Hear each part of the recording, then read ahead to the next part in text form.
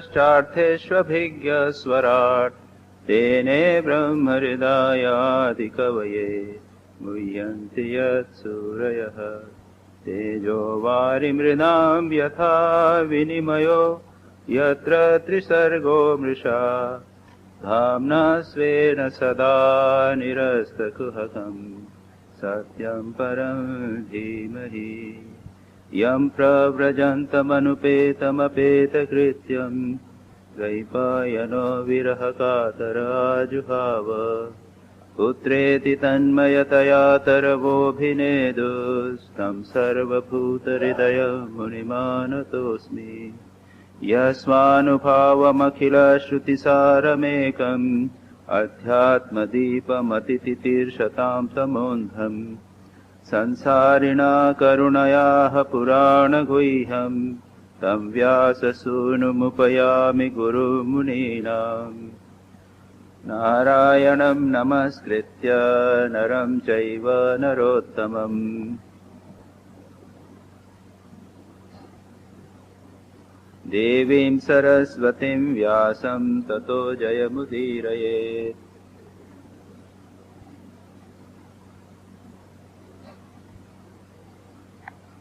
श्रीमद् भागवत के एकादश स्कंद के 19वें अध्याय का हमने पाठ समाप्त किया और उस अध्याय के अंत में बहुत कुछ महत्वपूर्ण प्रश्न उद्धव ने बहुत सारे प्रश्न किए थे। यम क्या है, नियम क्या है, तप क्या है इत्यादि बहुत सारे प्रश्न किए थे और उसके बाद में उसका भगवान ने उत्तर दिया। उत्तर के बाद में अंत में भगवान ने एक विचित्र बात कही।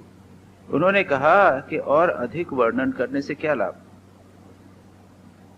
मैंने तुमने बहुत सारी बातें पूछी हैं, ये मैंने बता दिया है। दरिद्र कौन है, कृपण कौन है, ईश्वर कौन है इत्यादि सब बता दिया मैंने, परिभाषा कर दी। लेकिन इतना वर्णन करने से क्या लाभ, गुण दोष का वर्णन करने से क्या फायदा। एक लाइन भगवान ने एंड में कही, गुण दोष दृशिर दोषो गुणस्तु भय वर्जितः। ये जो गुण दोष की दृष्टि है कि यह शुभ है, यह अशुभ है, ये पाप है, ये पुण्य है, यह अच्छा है, यह बुरा है, यह धर्म है, अधर्म है, यह दृष्टि है वो खराब। यह है दिशो दोष, गुण दोष की दृष्टि। ये ड्युअलिस्टिक दृष्टि जो है, द्वैतवादी दृष्टि, यही गलत है। गुण क्या है, इनसे उभय से वर्जित, उभय वर्जितः जो है, इन दोनों से जो परे है वो है गुण। तब उद्धव बड़ी मुश्किल में पड़े कि आप ये क्या बात कर रहे हैं। अरे आपके सारे वेदों में तो कहा गया है ये धर्म है, ये अधर्म है, ये विधि है, ये निषेध है, ये करना चाहिए, ये नहीं करना चाहिए, ये वर्णाश्रम है, सन्यासी को किस प्रकार से रहना चाहिए, गृहस्थ को किस प्रकार से रहना चाहिए, ये सारा का सारा वर्णन तो वेदों में है। और आप कहते हो कि इससे जो भिन्न है वो गुण है और गुण दोष का तो सारा वर्णन है। उद्धव ने बड़ा सुंदर महत्वपूर्ण प्रश्न किया। इसके बाद इस प्रश्न को हम देखेंगे, 5 श्लोकों में भगवान उद्धव प्रश्न करेंगे और उसके बाद में भगवान जो उत्तर 20वें स्कंद अध्याय में और 21वें अध्याय में देंगे वो सच पूछा जाए हम कह सकते हैं धर्म का सार, essence of religion, essence of spirituality, कुछ भी आप कहें, कंडक्ट, व्यवहार कैसा जीवन में करना चाहिए उसका सार दोनों अध्याय में, 20वें अध्याय में और 21वें अध्याय में। किस प्रकार भगवान कहते हैं कि देखो ये जो नियम इत्यादि बनाए हैं, ये विधि निषेध जो बनाए गए हैं, ये स्टेजेस ऑफ लाइफ के अनुसार बनाए गए, व्यक्ति के स्वभाव के अनुसार, विभिन्न प्रकार की प्रकृति के लोग होते हैं उनके अनुसार बनाए गए। लेकिन एक स्टेज ऐसी आती है जब आदमी उसके परे चले जाता है। आत्मा में वर्णाश्रम इत्यादि कुछ नहीं, आश्रम में लिंग भेद कुछ नहीं है, आश्रम में छोटा बड़ा कुछ नहीं है। उस दृष्टि से सब कुछ उसके परे जब हम चले जाएंगे, दोष दर्शन वहां पे कुछ नहीं, गुण भी नहीं, उसके परे है आत्मा। उसमें प्रतिष्ठित होने पर व्यक्ति इनके ऊपर चला जाता। ये सार बात। लेकिन जिस ढंग से भगवान उसको प्रेजेंट करते हैं बहुत ही सुंदर ढंग से किया गया है, इसको हम देखने का प्रयत्न करेंगे। उद्धव उवाच विधिश्च प्रथितेश्च निगमो हीश्वरस्य ते अवेक्षते अरविंदाक्ष गुणम दोषम च कर्मणाम। उद्धव कहते हैं, हे अरविंदाक्ष, हे कमल नय भगवान, भगवान के लिए संबोधन है, हे ईश्वर, हे ईश्वर या ईश्वरस्य ते, आपके, आप ईश्वर के ही विधि और प्रतिषेध, डूज एंड डोंट्स, ऐसा करो ये विधि है, और डोंट्स ऐसा मत करो, ये लॉ बनाया गया है कंडक्ट का। डूज एंड डोंट्स, यह करना है या नहीं करना है। विधि और प्रतिषेध ये निगम निगम यानी नियम या वेद, वेद को ही निगम कहते हैं। यह जो निगम है यह आपके ही आज्ञा है, उसमें कुछ करने की विधि बताई गई है कि ऐसा करो वैसा करो और ऐसा मत करो। हे अरविंदाक्ष, और क्या है, विधि निषेध कर्मों के गुण और दोषों की परीक्षा करके ही हो देखे गए हैं। कर्मणाम गुण दोषम अवेक्षते, कर्मों के गुण दोष, ये देखिए कर्म, वैदिक कर्म कई प्रकार के होते हैं। एक तो होते हैं नित्य कर्म, दूसरे नैमित्तिक कर्म, तीसरे प्रायश्चित कर्म, और चौथे दो जो होते हैं वो होते हैं काम्य कर्म और निषिद्ध कर्म। एक नित्य कर्म है, जैसे वैदिक काल में यह अग्निहोत्र प्रत्येक गृहस्थ को करना चाहिए, प्रतिदिन गृहस्थ अग्निहोत्र करेगा, या संध्या करेगा, जो त्रैवर्तिक है वो संध्या करेगा, या हम कहें तो प्रतिदिन हमको ध्यान करना चाहिए, भगवान का नाम लेना चाहिए, पूजा करनी चाहिए, और आगे सामान्य से कहूं स्नान करना चाहिए। अगर स्नान नहीं करेंगे प्रतिदिन तो बीमार हो जाएंगे। हमको व्यायाम करना चाहिए प्रतिदिन, स्वास्थ्य के लिए आवश्यक है। तो ये हुए नित्य कर्म, daily you have to do. नैमित्तिक कर्म, कुछ विशेष समय पर, कुछ विशेष टाइम जब होता है, काल आया है, निमित्त हुआ, जैसे सूर्य ग्रहण, चंद्र ग्रहण, या फिर एकादशी, अमावस्या, व्रत आदि समय आते हैं, इस समय लोग व्रत इत्यादि करते हैं। ये हुए नित्य नैमित्तिक, ये हुए नैमित्तिक, किसी निमित्त को बनाकर। कोई अशौच हो गया, किसी की मृत्यु हो गई, तो कुछ नियम है कि भाई इस प्रकार से करना चाहिए इत्यादि, इसको कहा है नैमित्तिक कर्म। तीसरा प्रायश्चित कर्म, हमने कोई बुरा काम कर दिया, हमने किसी की झूठ बोल दिया, या जो काम हमको नहीं करना चाहिए वो किया, तो उसका पाप को प्रक्षालन के लिए कुछ प्रायश्चित करना पड़ता है। ये तीन प्रकार के कर्म, ये है विहित कर्म, विधि अलाउड करना चाहिए, और निषिद्ध कर्म को नहीं, कौन से करना चाहिए, तो कहा है कि काम्य कर्म, जो हम इच्छा से जानबूझकर, भोग की इच्छा से स्वर्ग में जाकर भोग इत्यादि करेंगे, इनको काम्य कर्म। काम्य कर्म और निषिद्ध कर्म, हत्या, चोरी इत्यादि निषिद्ध कर्म, ये 5 डिवीजन हुए। 2 को नहीं करना है, 3 को करना है। तो ये जो गुण कर्म, गुणों कर्मों का गुण और दोष जो बताया गया है, ये आपके वेदों ने, आपने ही तो बताया है, अवेक्षते, ये भगवान कहते हैं। उसके बाद कहते हैं वर्णाश्रम विकल्पम च प्रतिलोम अनुलोमश्च द्रव्य देश वयः कालान स्वर्गम नरकमेव च गुण दोष भिदा दृष्टम अंतरेण वचस्तव। अब कहा कि क्या है, वर्णाश्रम विकल्प, वर्ण और आश्रम जो पुरानी परंपरा के अनुसार है।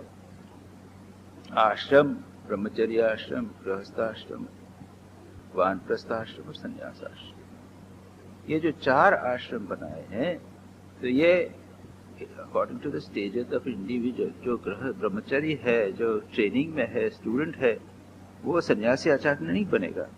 सन्यासी मैच्योर हो जाता है व्यक्ति, उसके कुछ रूल्स एंड रेगुलेशंस हैं, उसको फॉलो करता है। तो प्रत्येक की ब्रह्मचारी, गृहस्थ, सन्यासी और वानप्रस्थी, इनके अच्छा और बुरा है। जो सन्यासी अगर गृहस्थ का जैसा व्यवहार करेगा तो वो उसके लिए बुरा है, और अगर एक गृहस्थ सन्यासी जैसा व्यवहार करे तो वो उसके लिए बुरा है। तो ये जो कहा अच्छा और बुरा कहा ना, गुण और दोष ऊपर कहा, वह वर्ण और आश्रम में भी लागू होता है। एक ब्राह्मण के नियम है, और ये सारा का सारा पहले वर्णन हो चुका है, इसके डिटेल में नहीं जाऊंगा। अच्छा, उसके बाद में प्रतिलोम और अनुलोमजम। लोमज जन्म यानी होने वाले, तो क्या कहा है? प्रतिलोम और अनुलोम, ये क्या होता है? जब ब्राह्मण पुत्र, ब्राह्मण युवक और युवती दोनों पति पत्नी अगर ब्राह्मण होवे तो वह वर्ण के अनुसार विवाह हुआ। लेकिन अगर एक ब्राह्मण युवक निम्न जाति की कन्या से विवाह करता है, क्षत्रिय, वैश्य, शूद्र इत्यादि, तो इसको बोलते हैं अनुलोम विवाह। दिस इज अलाउड, इससे ठीक है। लेकिन अगर कन्या ब्राह्मण होवे और उसका पति युवक जो है वो क्षत्रिय हुए, ऐसा जो यूनियन होता है उसको कहते हैं प्रतिलोम। और कहते हैं कि इससे, इस यूनियन से जो संतान की उत्पत्ति होती है वो ठीक नहीं। अनुलोम इज ऑल राइट, एक ही वर्ण में हो तो कोई बात, लेकिन अनुलोम हो तो भी ठीक है, लेकिन प्रतिलोम नहीं होना चाहिए। इस प्रकार की विधान है, ये अच्छा है, ये बुरा है। तो वर्णाश्रम के संबंध में, अनुलोम प्रतिलोम के संबंध में, द्रव्य वस्तुओं का एक प्रकार का उपयोग होता है।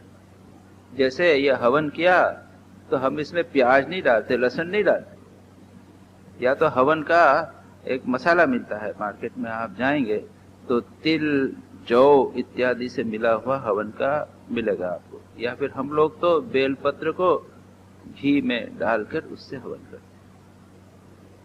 तो ये हुआ अनुलोम, सॉरी, ये द्रव्य के संबंध में विचार।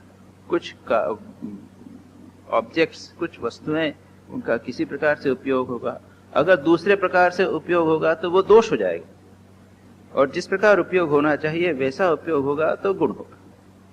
फिर कहते हैं द्रव्य देश, देश स्थान, तो काशी को तीर्थ माना जाता है, पवित्र माना जाता है, एक आश्रम पवित्र माना जाता है, एक होटल और या फिर डांसिंग घर, सिनेमा, उनको पवित्र नहीं मानते। काशी को, काशी, वृंदावन, कंखल, हरिद्वार, इनको हम तीर्थ मानते हैं, पाकिस्तानों को नहीं मानते। तो यह भी देश के संबंध में गुण दोष का विवेचन हुआ। उसके बाद उम्र, वय, तो वृद्धावस्था में कुछ चीजें श्रेष्ठ हैं, कुछ चीजें अच्छी नहीं है। युवावस्था में एक प्रकार से व्यवहार करना चाहिए, वृद्धावस्था में दूसरे प्रकार से व्यवहार करते हैं। काल, तो कहते हैं कि वो सुबह का जो ब्राह्म मुहूर्त है वो ध्यान के लिए अच्छा काल है। फिर एकादशी, अमावस्या, पूर्णिमा, ये श्रेष्ठ काल माने गए हैं। संध्या का काल बहुत अच्छा माना गया है। तो इस प्रकार से कुछ काल हैं, या फिर ये सूर्य ग्रहण, चंद्र ग्रहण, ये काल, वो काल के अंदर जप करने से अधिक फल होता है, ये काल माने गए हैं। फिर स्वर्ग और नरक, स्वर्ग को श्रेष्ठ माना गया है, नरक को निकृष्ट माना गया है। ये जो है ये गुण दोष का ही तो भेद है। सभी चीजों में तो वेद का विधान है, गुण दोष की बात कही गई है, शास्त्रों में कही गई है। तो इन सब में गुण दोष भेद जो अंतर आपके वाणी से, वचस्तव, आपके वाणी से ही बचाया गया है। और अगर आपका इसको अगर आप छोड़ दें, निश्रेषम कथम नृणाम निषेध विधि लक्षणम, अगर इन सब को छोड़कर आप अगर व्यवहार करेंगे तो निश्रेयस कैसे होगा, कल्याण कैसे होगा, मोक्ष कैसे प्राप्त होगा? इसके बीच से ही तो होके जाना है। ये कहते हैं पितृदेव मनुष्याणाम वेदश्चक्षु तव ईश्वर श्रेयस्तु अनुपलब्धे अर्थे साध्य साधनयोरपि। फिर कहते हैं कि हे ईश्वर, हे सर्वशक्तिमान ईश्वर, आपकी वाणी जो वेद है यही पितृगण, देवगण, मनुष्य, इन लोगों के लिए चक्षु हैं, यानी मार्गदर्शन का काम करते हैं। यह है मोक्ष चक्षु है, क्योंकि उसी से श्रेय यानी स्वर्ग या मोक्ष आदि श्रेष्ठ वस्तुओं का ज्ञान होता है। और क्या होता है, और साध्य क्या है, साधन का है, इनका भी ध्यान होता है। What is the goal and what is the means, ये सब ज्ञान वेदों से ही होता है। तो ये सारे जो सिस्टम है ये तो गुण दोष पर ही डिपेंडेंट है। अब आप कहते हो गुण दोष भिदा दृष्टि ही निगमाते नहीं स्वतः निगमेन अपवादश्च भिदाया इति भ्रम। यह जो गुण दोष दृष्टि है यह आपकी वेदों की वाणी जो आपकी ही है उसकी है, वेदों ने अपने ढंग से नहीं कही। और अब आप इसको भिन्न करते हो और कहते हो कि नहीं, दोष दृष्टि दोनों के परे चले जाओ। तो यह विरोध पड़ता है और इस विरोध से मैं भ्रमित हूं। ये जो आपने बात कही है मैं इससे कंफ्यूज हो गया हूं। एक और तो आप कहते हैं वेदों की वाणी आपकी ही वाणी है, और अभी आप कहते हैं कि आप ही निषेध कर रहे हैं। और ये बात उपनिषद को, वेदों को पढ़ेंगे तो आप पाएंगे। वहां स्वामी विवेकानंद क्या कहते हैं? स्वामी विवेकानंद कहते हैं कि जो सन्यासी stands on the head of the Vedas, सन्यासी जो है वो वेदों के ऊपर खड़ा रहता, यानी he has gone beyond Vedas, वेदों के परे चला जाता। और यहाँ पर वो कहता है कि भाई फिर वेद नहीं रहेंगे तो कैसे काम चलेगा? अब भगवान इसका उत्तर बहुत अच्छा देते हैं। श्री भगवान वाच योगस्त्रयो मया प्रोक्ता नृणाम श्रेयो विधित्सया ज्ञानम कर्म च भक्तिश्च नोपायोन्यत्र न्योपायोन्योस्ति कुत्रचित्। वे कहते हैं कि ज्ञान, कर्म और भक्ति मेरे द्वारा मया प्रोक्ता श्रेय विदित्सया, भगवान लोगों के कल्याण करने की इच्छा से करने के लिए मैंने 3 प्रकार के योगों का विधान किया है। योग त्रया, 3 प्रकार के। कौन सा? ज्ञान योग, कर्म योग और भक्ति योग। न अन्य उपायो अस्ति, और अन्य कोई उपाय नहीं। भगवान यहाँ पर 3 बोधों का विभाग करते हैं। And this is a very important aspect. ये बताएंगे भगवान कौन कर्मयोग के लिए अधिकारी है, कौन ज्ञान योग का अधिकारी है, कौन भक्ति योग का अधिकारी है। और ये बात के जो कोटेशन हैं, श्लोक हैं, ये कई बार कोट किए जाते हैं। कई बार कई शास्त्रों में इनके कोटेशन भी आपको मिलेंगे।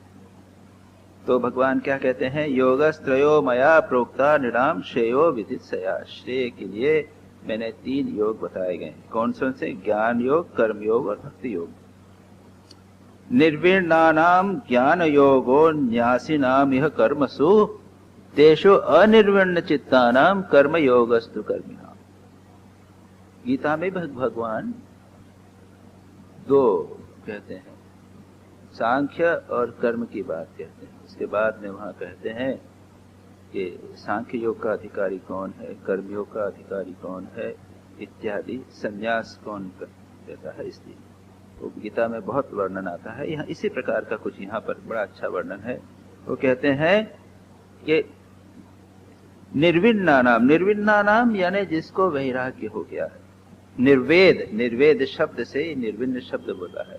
निर्वेदमायात न अस्ति अकृतः कृतेन, ये वेदों में आता है। परीक्ष लोकान कर्मचितान निर्वेदमायात न अस्ति अकृतः कृतेन।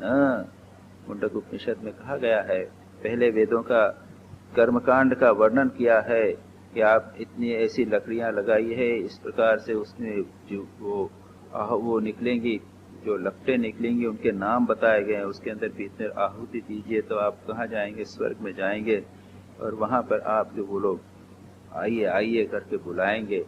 लेकिन उसके बाद में कहते हैं कि जब आपके पुण्य समाप्त हो जाएंगे तो धक्का दे के वापस नीचे मार के, डंडा मार के, धक्का दे के, लात मार के नीचे फेंक दिया जाएगा। तो कहते हैं उसके बाद वर्णन करने के बाद में पहले तो बड़ा अच्छा कहा, उसके बाद कहते हैं कि परीक्ष लोकान कर्मचितान, ये कर्मों से जो प्राप्त लोग हैं उनका आप परीक्षण कीजिए, निरीक्षण कीजिए, एनालाइज कीजिए, विवेक कीजिए। हमारे लिए वो स्वर्ग आदि की कंसेप्ट नहीं है, लेकिन हम भी तो स्वर्ग कर्म के द्वारा कुछ प्राप्त करने का प्रयत्न करते हैं, चाहते हैं अच्छा कर्म करेंगे हमको प्रमोशन मिलेगी, अच्छा पैसा मिलेगा, अच्छी पोस्ट मिलेगी, भोग मिलेगा, सुख मिलेगा। हम लोग भी कर्म ही लगे हुए हैं, उससे स्वर्ग आदि की प्राप्ति होगी।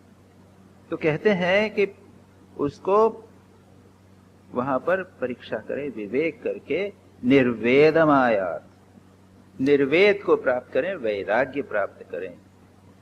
न अस्ति अकृतः कृतेन, जो अकृत है, जो परमात्मा है, जो कर्म से प्राप्त नहीं होता, वो कर्म से नहीं मिलने वाला। अकृतः जो है वो कृत से नहीं मिल सकता। तत् विज्ञानार्थम सुगुरुमेव अभिगच्छेत, निर्वेद को प्राप्त करके गुरु को प्राप्त। यहां पर कहा है निर्विण्ण, जिसको वैराग्य हो गया है। कैसे? कर्म से, कर्म में जो लोग कर्मों के फलों से वैराग्य हो गए हैं और न्यासिनम, उन्होंने त्याग दिया कर्मों को, जिन्होंने कर्म को त्याग कर दिया है, तेषु अनिर्विण्ण चित्तान, उनके लिए क्या है? ज्ञान योग, इनके लिए ज्ञान योग।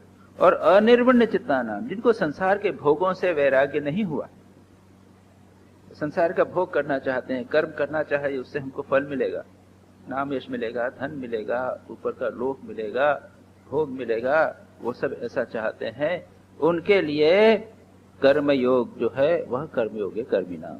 ऐसे कामिनाम, जो कामी है, भोग की इच्छा जिनके लिए है, उनके लिए वह कर्म योग है।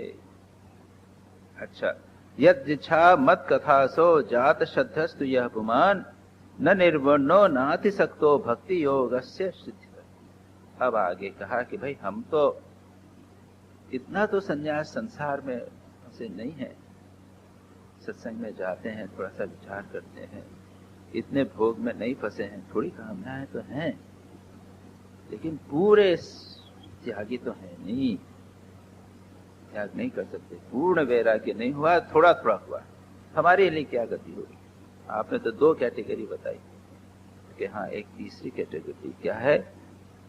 यद इच्छया मत कथासु जात श्रद्धस्व यह पुमान, जो व्यक्ति किसी कारण से, यद इच्छा, by chance, for some reason we don't know, by chance मेरी कथा आदि में जिसको श्रद्धा हो गई है, भगवान की कथा में जहाँ सत्संग होता है, सत्संग में सुनने की इच्छा है, भागवत पाठ हो रहा है, गीता पाठ हो रहा है, भजन हो रहा है, भगवान में थोड़ा थोड़ा उसका मन लग रहा है, वहां कथा इत्यादि में जिसको श्रद्धा हो गई है, ऐसा व्यक्ति न निर्विण्ण, पूर्ण वैराग्यवान नहीं है, और न अति आसक्त, पूर्ण आसक्ति भी नहीं है, उसके लिए भो भक्ति योग सिद्धितः, भक्ति योग सिद्धि प्रदान कर।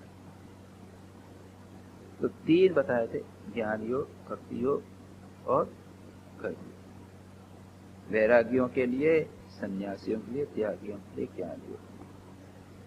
जो भोगी है, जो कामनाएं हैं, इच्छाएं हैं, वैराग्य नहीं है, उनके लिए कर्म योग। कर्म योग याद के, केवल कर्म नहीं, कर्म में तो फंसते ही रहेंगे, कर्म का फल प्राप्त करेंगे नहीं, कर्म योग। और तीसरे जो दोनों के बीच में है, न अति निर्विण्ण न पूर्ण रूप से वैरागी नहीं हुआ है और अति आसक्त भी नहीं है, इन दोनों व्यक्तियों के लिए भक्ति योग सिद्धि प्रदान करता है। ये 3 क्लासिफिकेशंस करते हैं। तावत कर्माणि कुर्वीत न निर्वेद्य यावता मत कथा श्रवणादो वा श्रद्धा यावन्न जायते। क्या कहा? तो फिर कर्म कब तक करना? तावत कर्माणि कुर्वीत, उस समय तक कर्म करें, निर्विद्येत यावता, जब तक निर्वेद वैराग्य न हो जाए तब तक कर्म करते। श्री रामकृष्ण भी अच्छी बात कहते थे। लोग जब कर्म त्याग की बात कहते थे कि देखो कर्म त्याग जबरदस्ती मत करो, ठीक ठीक अगर साधना करोगे तो एक समय आएगा कर्म अपने आप छूट जाएगा। जैसे फोड़ा पक जाएगा तो अपने आप फूट जाएगा। अगर आप उसको पकड़ने के पहले चीरने का प्रयत्न करोगे तो मुश्किल हो जाएगी। ताड़ का वृक्ष है, उसका पत्ता है, ताड़ या नारियल का पत्ता, जब उसको पहले तोड़ने का प्रयत्न करोगे तो खींचोगे तो वो उसका जो छाल है ना, उसके तने की छाल के साथ निकल आएगा। लेकिन टाइम जब हो जाएगा तो उसको एक खट से हाथ लगाए कि फट से अपने आप टूट जाएगा, यह अपने आप गिर जाएगा। तो यही यह कहा, तावत कर्माणि कुर्वी, तब तक कर्म करो, यावता निर्विद्येत न निर्विद्य, जब तक निर्वैराग्य न होता है तब तक। और अथवा मत कथा श्रवणादो वा श्रद्धा यावत न जाए। देखिए बिल्कुल very scientifically, very clearly statement करके चल रहे हैं। अथवा देखिए वहां क्या कहा था कि वैराग्य होगा तब ज्ञान, और जो बीच वाले हैं थोड़ी सी भगवान में श्रद्धा है तब तक भक्ति योग करें। अथवा मत कथा श्रवण आदि, मेरी कथा श्रवण आदि, तो आदि यानी कथा, पूजा, कीर्तन, भजन, भगवान का नाम लेना इत्यादि में जब श्रद्धा जब तक उत्पन्न नहीं होती तब तक कर्मों को करेगा। तब तक करेगा जब तक वैराग्य न हो जाए तब तक, अथवा भगवान में भक्ति न हो जाए तब तक वह कर्म करता रहेगा। फिर आगे कहते हैं तब कर्म, इसके बाद में अब यहां से कर्म योग का वर्णन करें, क्योंकि दैट इज द बिगिनिंग। हम सभी उसी स्टेज में, हम लोग ज्ञान योग के भी अधिकारी नहीं हैं और भक्ति भी संभवतः भक्ति के अधिकारी अगर होगा थोड़े से होंगे। हम लोग कर्मी हैं। तो कहते हैं स्वधर्मस्थो यजन यज्ञैहि अनाशी कामः उद्धव न याति स्वर्ग नरको यद्यन्यन न समाचरेत। स्वधर्मस्थो, जो स्वधर्म है, वर्ण आश्रम की बात हो गई। गृहस्थ हैं आप तो, और आप गृहस्थ हैं और ब्राह्मण वैश्य जो भी हैं, आप कुछ कार्य कर रहे हैं, कोई स्टेशन ऑफ लाइफ में है, उस स्वधर्म में यज्ञ ही यजन, यज्ञ के आश्रम, स्वधर्म और स्वधर्म यानी वर्णाश्रम के अनुसार अपना जो कर्म है उसमें स्थित होकर यज्ञ करते हैं। यज्ञ यानी जो भी कर्म कर रहे हैं उसको यज्ञ की स्पिरिट से करना है। उसको करने से बिना किसी आशा के और कामनाओं से, अनीश काम अनाशी काम, बिना कामनाओं की इच्छा से उद्धव जो करता है तो क्या होता है? बिना कामनाओं की इच्छा से करेंगे तो क्या होगा? न याति स्वर्ग नरको, वह स्वर्ग में भी नहीं जाएगा, नरक में भी नहीं आएगा। क्यों? यदि अनियन्नत न समाचरे, यदि बुरा काम नहीं करे, निषिद्ध कर्मों को न करे, हमने भी बताया था, और निष्काम भाव से कर्म करे तो व्यक्ति स्वर्ग में भी नहीं जाएगा और नरक में भी नहीं जाएगा। स्वर्ग में क्यों नहीं जाएगा? क्योंकि कामना नहीं है। निष्काम व्यक्ति कर्म स्वर्ग में नहीं जाता। जिस जो धर्म करेगा लेकिन निष्काम रूप से करेगा वो स्वर्ग में नहीं जाएगा, क्योंकि उसकी इच्छा नहीं है। और नरक में क्यों नहीं जाएगा? क्योंकि बड़े बुरे काम नहीं कर रहा है, पाप कर्म नहीं कर रहा है, निषिद्ध कर्म नहीं कर रहा है, तो फिर क्या होगा? अस्मिन् लोके वर्तमानः स्वधर्मस्थो अनघः शुचिः ज्ञानम विशुद्धमाप्नोति मद्भक्तिं वा यदिच्छया। बिल्कुल क्लियरली बताया, निषिद्ध कर्म मत करो, जो भाव आपका स्वधर्म है उसको करो, बट निष्काम भाव से करो। कोई वासना इच्छा कि मुझे यह प्राप्त होना चाहिए, इसके बदले यह फल मिलना चाहिए, ये मत करो। तो क्या होगा? स्वर्ग नरक नहीं मिलेगा, लेकिन अस्मिन लोके, इस लोक में वर्तमान रहते हुए स्वधर्म में जो व्यक्ति अनघः, अनघः यानी पाप रहित और शुचि पवित्र, ऐसा पाप रहित और पवित्र व्यक्ति सुविशुद्धम ज्ञानम, शुद्ध ज्ञान को प्राप्त, सच पूछा जाए वो ज्ञान का अधिकारी होता है। और क्या होता है? शुद्धमाप्नोति अथवा वा यदृच्छया, शीघ्र ही मत भक्ति, मेरी भक्ति प्राप्त। This a very clear simple, भगवान गीता में भी यही बात है। लेकिन गीता में कर्मयोग को ही बता दिया, उसके आगे नहीं बताया। यहां पर बताया कर्मयोग करने का परिणाम क्या हुआ। कर्मों शुद्ध विशुद्ध भाव से करने पर आपको ज्ञान के अधिकारी हो जाओगे या भक्ति के अधिकारी। उसके बाद में स्वर्गिनो अपि एतम इच्छन्ति लोकम निरयिणस तथा साधकम ज्ञान भक्तिभ्याम उभयम तदासा।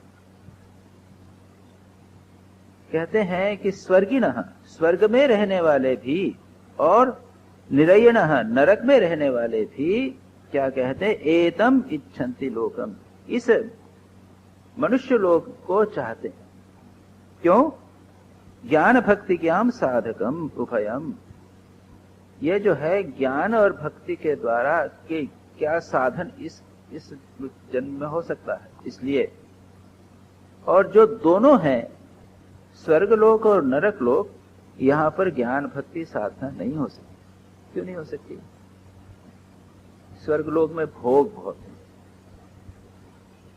और नरक लोक में दुख बहुत है। एक आदमी अगर बहुत सारी बीमारी से सफर करता रहे तो ध्यान जप नहीं कर सकता। उससे बहुत सारी चिंताएं हैं, पैसा नहीं है, उसको जुगाड़ करना है इत्यादि, पैसा इकट्ठा।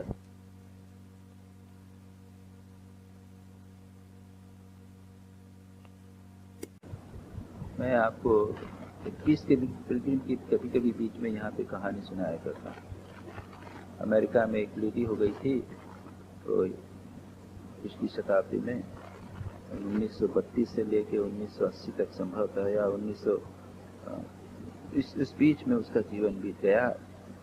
वो उसने अपना सब कुछ त्याग दिया था, अमेरिकन होते हुए भी, और उसके बाद अमेरिका की सड़कों पर पैदल घुमा करती थी। पीस पिलग्रिम ऊपर सामने लिख दिया, पीस पिलग्रिम पीछे लिख देती, वॉकिंग 50,000 माइल्स फॉर पीस, और अमेरिका की हाईवेज पे घुमा करती। तो इस ये महिला ने अपना एक पीस पिलग्रिम नामक पुस्तक भी है, उसमें अपनी जीवनी लिखी है और अपने संस्मरण लिखे। उसने लिखा कि एक कपल थे, बहुत बड़ा मकान वगैरह, बहुत सारी चीजें थी उनके पास में। अचानक आग लग गई और सब कुछ नष्ट हो गया। केवल उनका बैंक बैलेंस रहा होगा, लेकिन बाकी सब नष्ट हो गया। उनके बच्चे जो भी होंगे अपने सेटल होंगे, वो बात दूसरी है। तो ये गई उनके साथ सिंपैथाइज करने के लिए, उनको सांत्वना देने के लिए कि हो आपका सब समाप्त हो गया, नष्ट हो गया। तो दोनों कपल्स ने कहा, अरे आप हमको सांत्वना देने की जरूरत नहीं है, मत करो। क्या बात है, क्यों? नहीं, उसकी कोई जरूरत नहीं, कि हम बड़े आनंद में अच्छे हैं।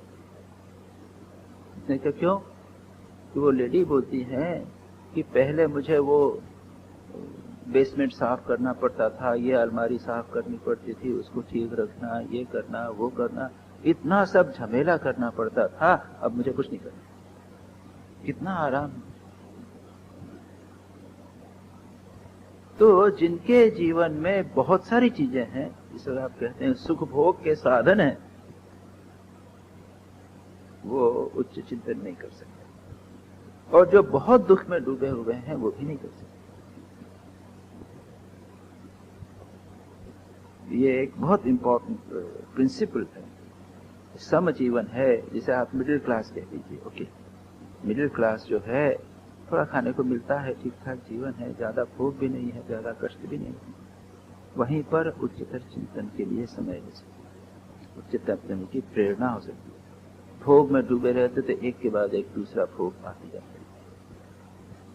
तो कहते हैं कि स्वर्गिनो अपि एतस्मिन् इच्छन्ति निरयनेस, तथा स्वर्ग के लोग भी और नरक के लोग भी चाहते हैं कि हमें यह मानव जन्म प्राप्त हो जहां पर ज्ञान और भक्ति का उपसाधन किया जा सके, ज्ञान भक्तिभ्याम साधकम, और इन दोनों से भिन्न जो है उसमें वो साधना नहीं हो सकती।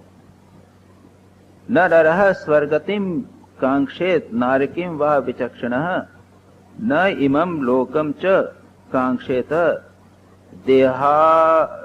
देहावेशात् प्रमाद्यति।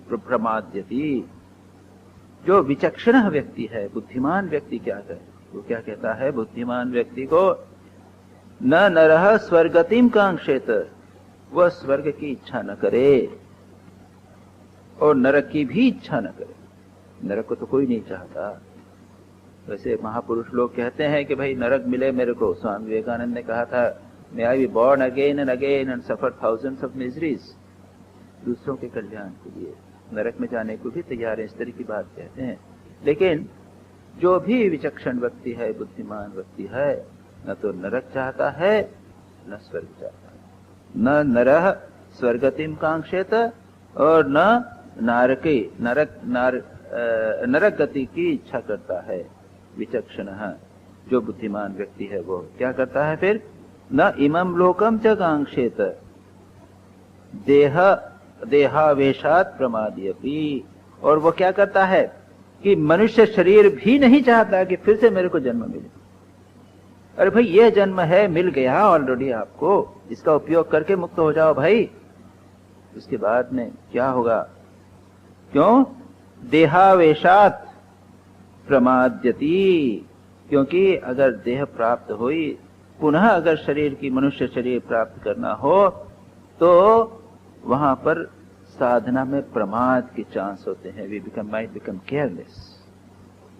ये कितनी इम्पोर्टेंट, बहुत इम्पोर्टेंट बातें यहाँ पर कही जा रही हैं कि इस जन्म में ही मुक्त होने की प्रयत्न कीजिए कि अगला जन्म मुझे पुनः मिले। वो महापुरुषों की बात है जो कहते हैं, may I be born again and again. लेकिन यहाँ पर कहा गया है नहीं, ऐसा नहीं, तुम भाई जितनी जल्दी हो सके मुक्त हो जाओ। स्वर्ग की कामना मत करो, नरक की कामना तो कोई करता ही नहीं। पुनः जन्म ये देह मुझे प्राप्त होवे, इसकी भी कामना न करो। न इमं लोकम च कांक्षेत, उसकी भी कामना नहीं करो। देहावेशात् प्रमाद्यति, क्योंकि देह अगर प्राप्त हो गई तो प्रमाद की संभावना है, केयरलेस होने की संभावना है, लक्ष्य भूलने की संभावना है। अभी तो हमको लग रहा है कि हाँ जीवन ईश्वर दर्शन जीवन का उद्देश्य है, इत्यादि इत्यादि। श्री रामकृष्ण की शरण में आए हैं, धर्म के प्रति हमारा झुकाव है।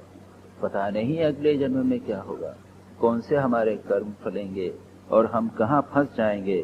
क्योंकि किसी भी शरीर में गुण बुद्धि और अभिमान, देहावेशा, देह के आवेश से, देह में आसक्ति होने से जो वास्तविक स्वरूप की प्राप्ति है, आत्मा साक्षात्कार की प्राप्ति और साधन है, उसमें प्रमाद हो जाता है। वी गेट बॉडी कॉन्शियस, और शरीर को हम पोषण करने लग जाते हैं। और इसलिए कहते हैं, एतद् विद्वान पुरा मृत्योः अभवाय घटेत सह अप्रमत्तः इदं ज्ञात्वा मर्त्यम अपि अर्थ सिद्धिदम्। कहते हैं, इसलिए कहता है, क्या कहते हैं कि मर्त्यम अपि, यह मनुष्य शरीर जो है यह मर्त्य है, मरने वाला, बचेगा नहीं। We are going to die. लेकिन फिर भी यह मर्त्यम अपि अर्थ सिद्धिदा, हमारा जो टारगेट है, पुरुषार्थ है, मोक्ष का पुरुषार्थ है, इस शरीर से सिद्ध हो सकता है। इसलिए उसके लिए अप्रमत्तः अप्रमाद रहित होकर उसमें लग जावे। ज्ञात्वा यह जानकर कि यह शरीर मरणशील होने पर भी बहुत उपयोगी है। शरीर माध्यम खलु धर्म साधन, शरीर जो है वो धर्म साधन का पहला उपाय है। इसलिए परमार्थ की वस्तु प्राप्त, इसलिए बुद्धिमान व्यक्ति को क्या चाहिए? विद्वान पुरा मृत्यु हो, मृत्यु के पहले सत्य वस्तु को प्राप्त करने के लिए सावधान हो जावे। अप्रमत्त हो, सावधान होकर छूट जाने का। मृत्यु हो अभवाय, मृत्यु से मुक्ति के लिए प्रयत्न करे। अभवाय, मृत्यु हो अभवाय, इससे मृत्यु अभवाय पुनर्जन्म न होवे, इसके लिए प्रयत्न करे। कितनी इंपॉर्टेंट बात कही कि भाई स्वर्ग नरक की बात छोड़ो, पुनः जन्म की भी प्रयत्न करो। भाई किसी न किसी प्रकार से मुक्त हो जाए, पुनः वापस आना न पड़े। इसलिए छिद्यमानम यमे रेते कृतनीड़म वनस्पतिम खगः स्वकेतम उत्सृज्य क्षेमम याति ही लंपटः। एक दृष्टांत दिया है क्या कि एक वृक्ष है, वृक्ष के ऊपर कृतनीड़ एक पक्षी वो बनाया है। खग, खग यानी पक्षी, खग, उसने एक घोंसला बनाया, घोंसले में आसक्ति है। लेकिन अगर कोई आदमी आकर उसको वृक्ष को काट देवे तो क्या करता है? पक्षी छोड़ के भाग जाता है, उड़ जाता है, उससे आसक्ति नहीं रहती। क्यों? कि वह क्षेमम याति, उसको क्षेम का, मोक्ष का, परंतु वो उसको छोड़कर चला जाता है क्षेम प्राप्त करने के लिए, श्रेष्ठ उसको प्राप्त करने के लिए। उसी प्रकार यह शरीर जो है यह वृक्ष है और इसमें जीव ने घोंसला बना रखा है, जीव रूपी पक्षी ने, जिसका वर्णन उपनिषद में आता है कि द्वा सुपर्णा सजुता सैखाया। एक शरीर एक वृक्ष के ऊपर दो पक्षी रहते हैं, एक समान हैं। उसमें कहते हैं नीचे वाला पक्षी जीव है, ऊपर वाला पक्षी जो वह भगवान है। इस तरह की तुलना है। तो जीव को एक पक्षी बताया गया है जो शरीर रूपी वृक्ष के ऊपर रहता है।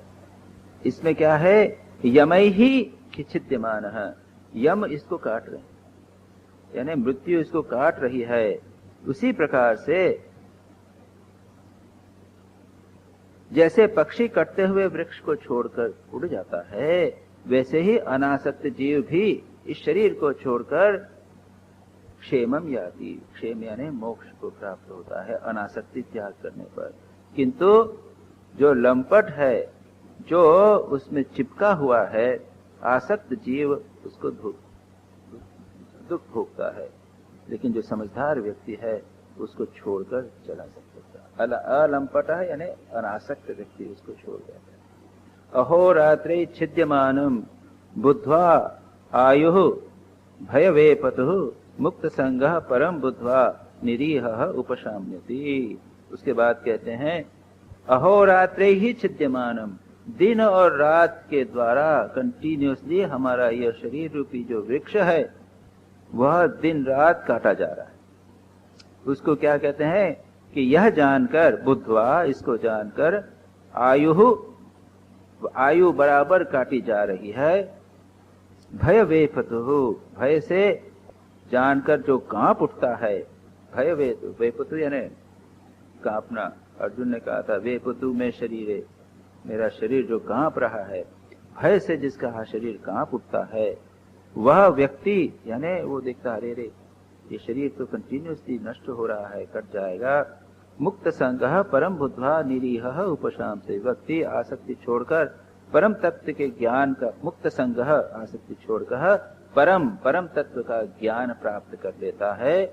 और निरीहः उपशाम्यति, बिना इच्छा के, इहा यानी इच्छा, और निरपेक्ष होकर उपशाम से शांति को प्राप्त करता। जो व्यक्ति जान लेता है कि शरीर तो नष्ट होने वाला है, इसका सदुपयोग कर लें और उससे आसक्ति त्याग दे दें, वो परम तत्व को प्राप्त करके शांत हो जाता है। उसके बाद में एक फेमस श्लोक है जो कई बार कोट किया जाता है, निदेहमाद्यम सुलभम सुदुर्लभम प्लवम सुकल्पम गुरु कर्णधारम मयानुकूलेन नभस्वितेरितं पुमान् भवाब्धिं सत्नतरे स आत्महा। आत्महा, अपने आत्महत्या करने वाला कौन व्यक्ति? ये उपनिषद में भी आता है। ईशावास्यमिदं सर्वं यत्किंचित् जगत्यां जगत्, उसके बाद में तेन जगतेन वृंजिदा नाभिदा कुछ। उसके बाद में है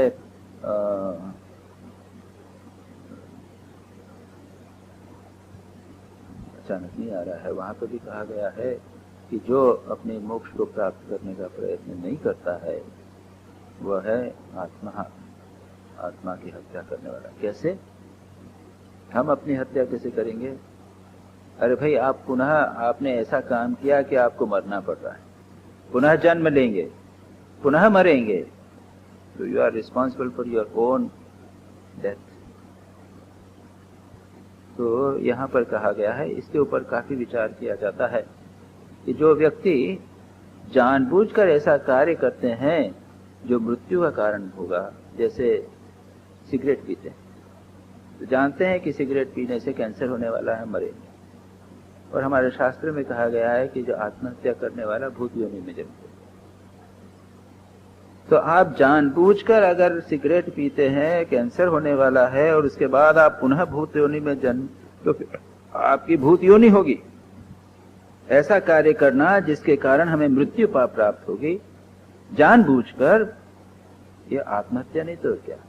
और उसका परिणाम वही होगा जो आदमी अगर खुद की गला लगाकर आत्महत्या कर ले या जहर लेकर आत्महत्या कर ले, उसके जैसा होगा। कहीं मैं पढ़ रहा था, स्वामी निखिलेश्वरानंद जो आए थे, वो कह रहे थे कि आजकल किताबें हैं हाउ टू कमिट सुसाइड, कई जगह किताबें हैं how to commit suicide, easy ways of committing suicide, बड़ा पॉपुलर हो रहे हैं, लोग मरना चाहते हैं। उनको ये बताना चाहिए कि याद रखिए आत्महत्या करने से क्या होगा। राधा कृष्ण ने एक आर्टिकल में इस पे बात को लिखी थी कि जो लोग जानबूझकर ऐसा कार्य करते हैं जो आपको घातक बीमारियां पैदा करेगा या आत्मघाती हैं, उनको बता देना चाहिए कि आपका परिणाम क्या है। तो यहाँ पर कहते हैं कौन व्यक्ति आत्मघाती है? नृदेहम आद्यम सुलभम सुदुर्लभम। सर्वप्रथम तो क्या है?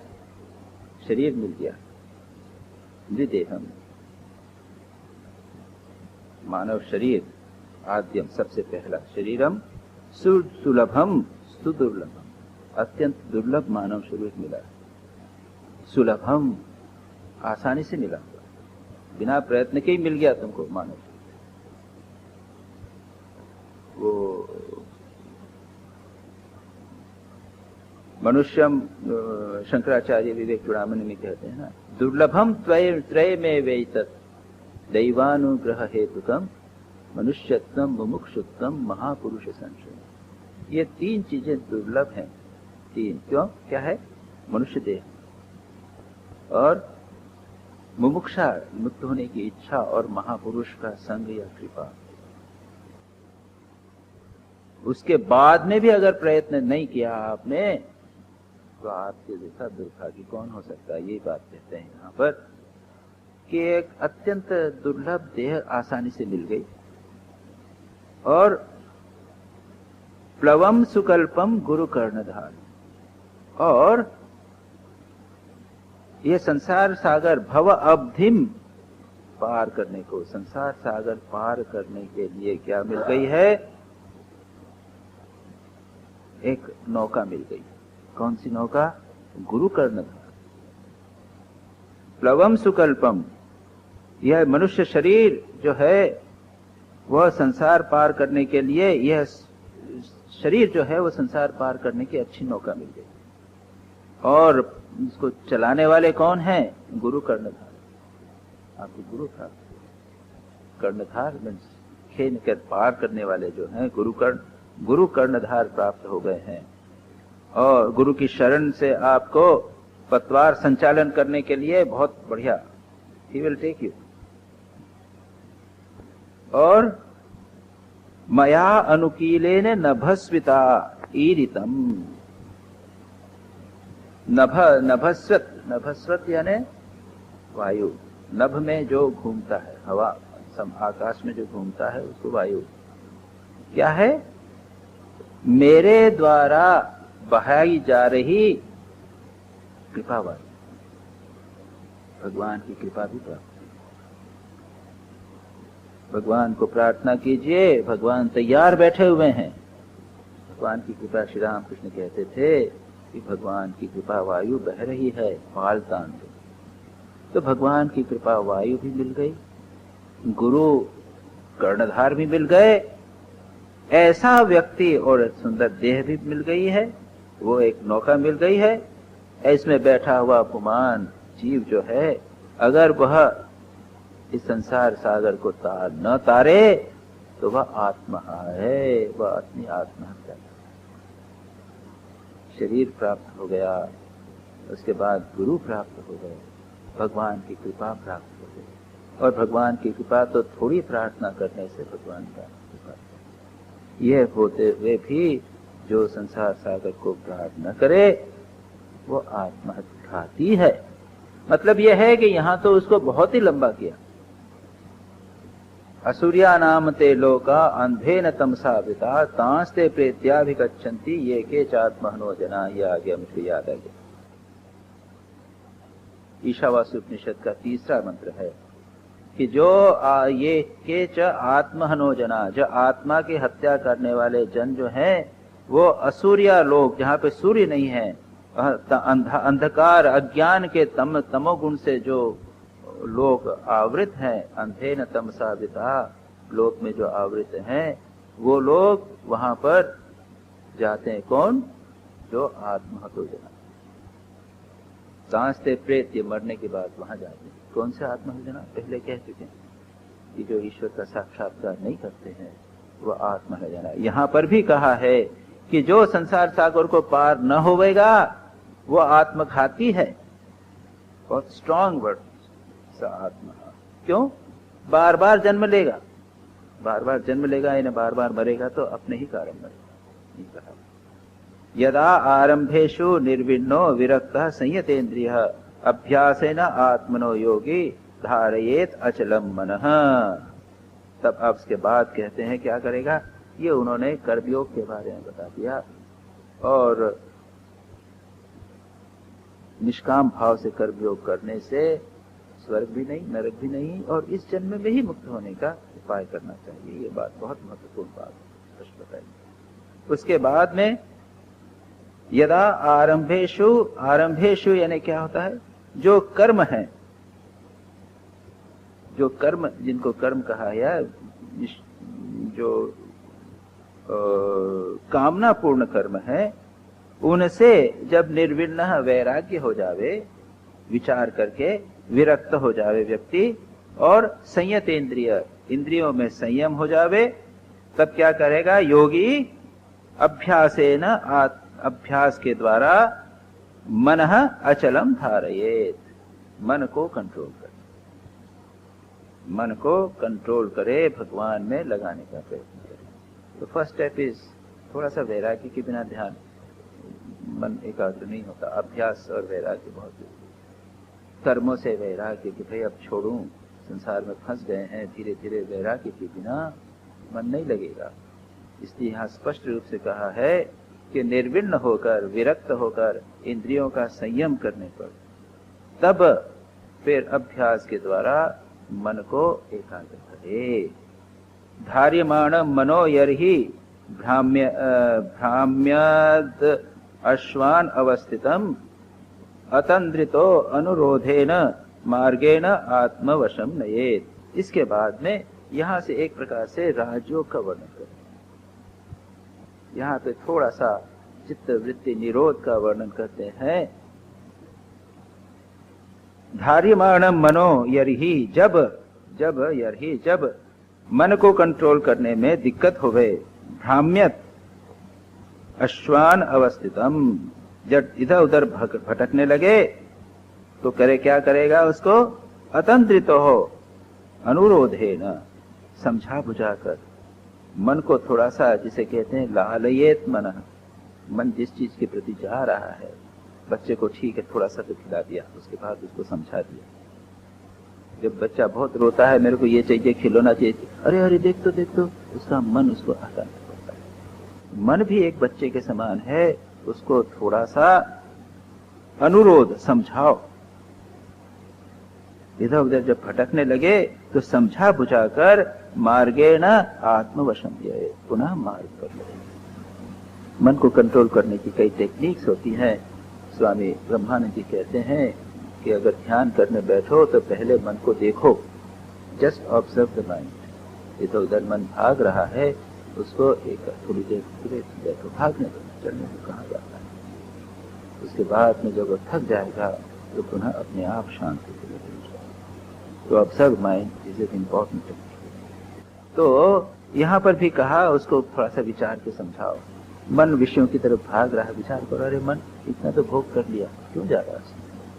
विचार की पद्धति भी बहुत महत्व है। तो एक तो मन को देखना और दूसरा मन को विचार के द्वारा समझाना कि उस ओर मत जा। इसीलिए इतना विचार होता है, वैराग्य के लिए बहुत सारा विचार होता है। श्री रामकृष्ण भी विचार करते थे, जहां मन जाता था और रसगुल्ला खाया तो विचार किया, दुशाला पहना तो विचार किया, और नोजल चांदी की नोजल से हुक्का पिया तो विचार किया। विचार करके मन को विषयों से हटाना बहुत जरूरी है। जब कभी जावे इधर उधर भटकने लगे तो सावधानी से मन को समझा बुझाकर अपने वश में करे। आज यही हम स्टॉप करेंगे। इसके बाद का पोर्शन, इसके आगे के ये 2 श्लोक और भी ले लेंगे पुनः, उसके बाद में अगली बार इसकी चर्चा करेंगे। नारायणं नमस्कृत्य नरं चैव नरोत्तमं देवीं सरस्वतीं व्यासं ततो जयमुदीरयेत्।